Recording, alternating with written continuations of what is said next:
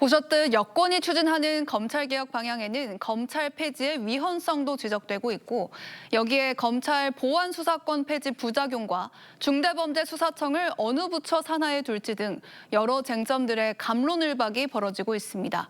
오늘은 사회부 송무빈 기자와 중수청 설치를 두고 벌어지는 논란에 대해 자세히 짚어보겠습니다. 자, 송 기자, 먼저 중수청 설치 논의는 어떻게 시작된 건가요?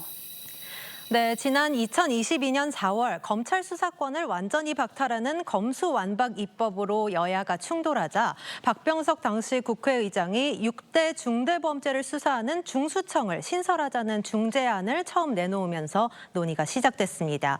여당은 중수청 논의 초기부터 FBI를 롤모델로 삼았습니다. 한국형 FBI인 중대범죄수사청 설치 등 권력기관 개혁 후속 입법을 위한 논의에 최선을 다해야 할 것입니다.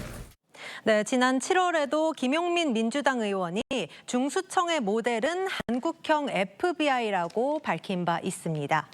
설명을 들어보니까 우리 중수청은 막강한 수사 권한을 가진 기관으로 출범을 할 것 같은데요. 이 미국 FBI 시작도 이랬습니까?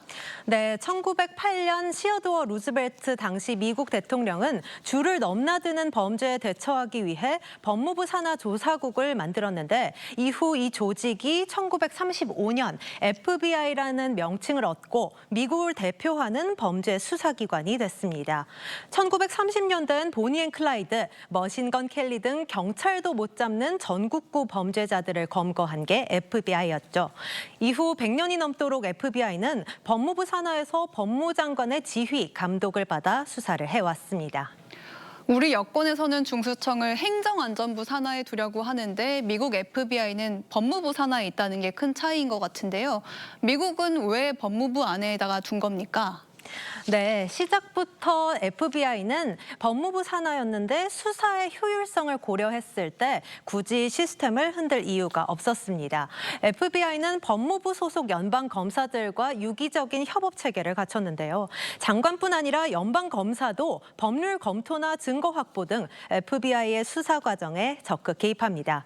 만약 FBI가 연방 검사와 다른 부처에 있다면 신속한 강제 수사가 어렵겠죠.